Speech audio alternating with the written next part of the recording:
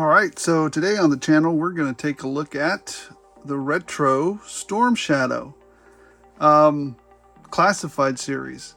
So I missed the first wave of Storm Shadow Retro. I know about a year ago, maybe 8 months ago, between a year and 8 months ago, some reviewers got an advanced copy of this, or I really don't know how they got a copy of this guy, but maybe Hasbro sent it to them or whatever.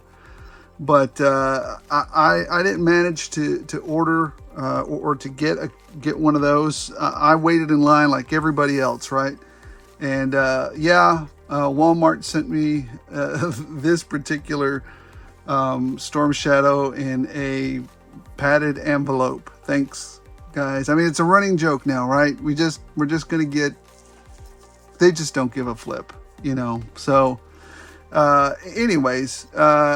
The bubble managed to make it there, and you know there's some creases and dents up across. The only option I have at this point to get a minty, you know, retro G.I. Joe Storm Shadow is if I find them at the store and there's minimal damage to it at that point. But anyways, that's neither here nor there. Let's get back to the figure.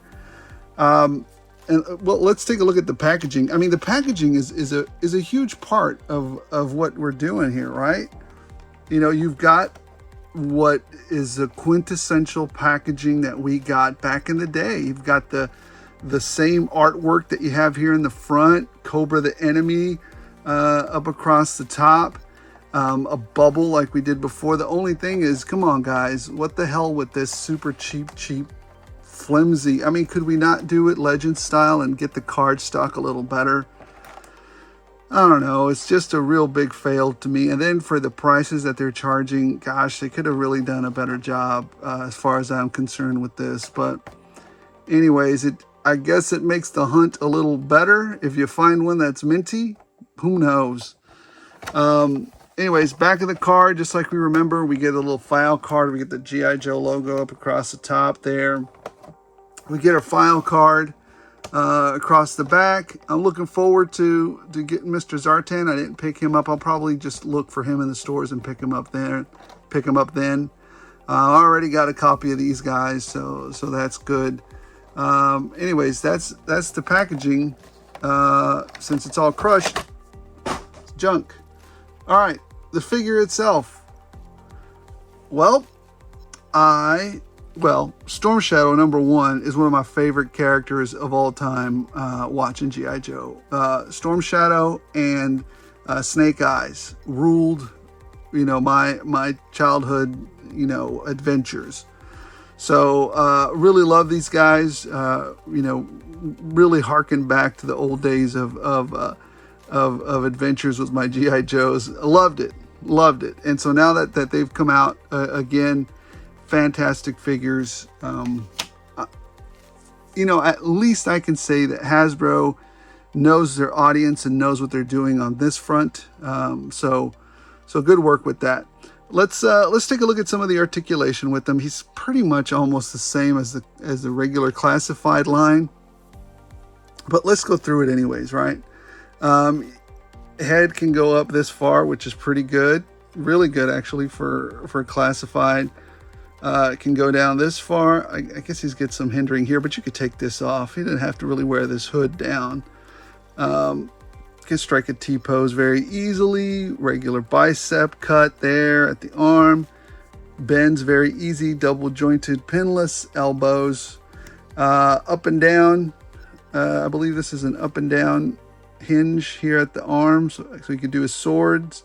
Same thing on this side. Is this an up and down? No, this is an in and out. In and out hinge there. Perfect. He has got a waist cut. Wait.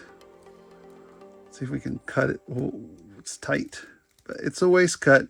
And he's got some big crunch there. Back, forward. Great crunch. Drop down hits. Playing all the hits. Drop down. You can feel the drop down hips there. Definitely can do. This one is very loose, but that's okay.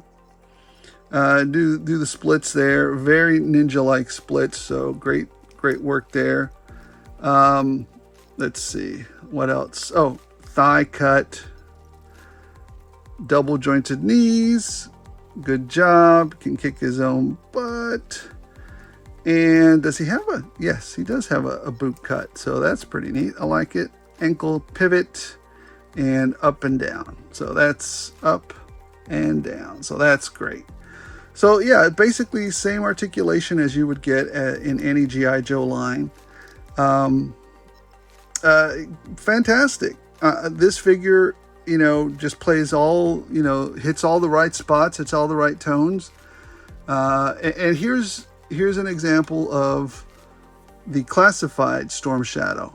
I mean, you can see that there is a little bit of difference there. He has some gauntlets here that look a little different, right? He's got a little more whiteness to him.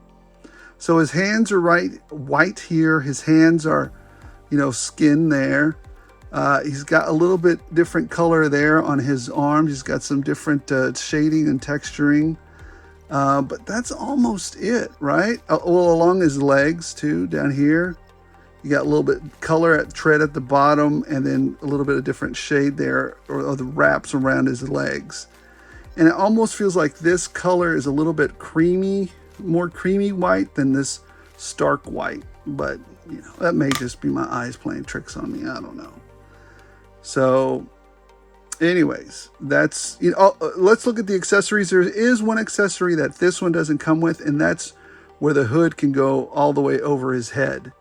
But for the most part, this Storm Shadow actually, I was really happy with already. But when they did the retro, I really wanted to, I really wanted that look, right? That old look of that retro feeling, G.I. Joe that we had back in the day. And I actually still have a pretty good Storm Shadow from my youth. It was one of the few that I kept from when I was a kid. So that thing is what, 35 years old now? I don't know how. It's way back. It was one of the first Storm Shadows that was out, and I picked it up. I have all the accessories. I actually repackaged it in a 25th anniversary package, just so it could look really cool. It's not the original packaging, but anyways, you know, that's like I said, I still have those because I really enjoyed those as a kid. Now let's look at the accessories that he comes with real quick. Put you right there. Basically, the only difference between it, he comes with his bow there. He comes with his two katanas there, his two swords. And in addition, since we don't get the hood for him, what we do get, though, is these extra hands. A hand that has a throwing star on it. Very cool. Enjoy that. And then he's got a fisticuffs hand. He's got a, you know, punch in the head kind of hand. So very cool. I enjoy that. And then, of course, you get your little classified, or not even, it's a retro stand, right? I think you know, I would like these to be included in all the Joes. That would be great, but it's not.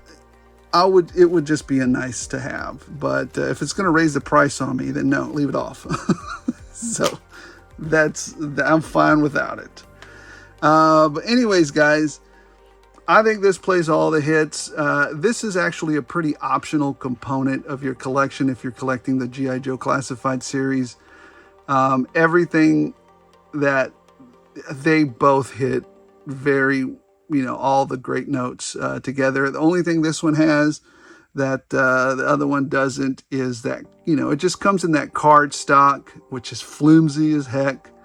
And it also has that throwing star and stuff. So, but for the most part, same figure, same articulation, same great articulation, same look. You know, just the packaging just harkens back to the old school.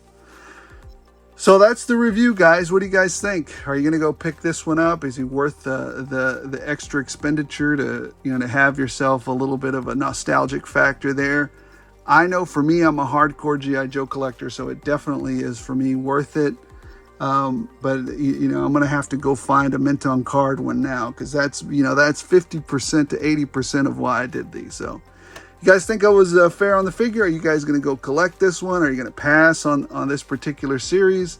Let me know in the comments below, and don't forget to like and subscribe. And as long as you guys keep watching, I'll keep rolling them out.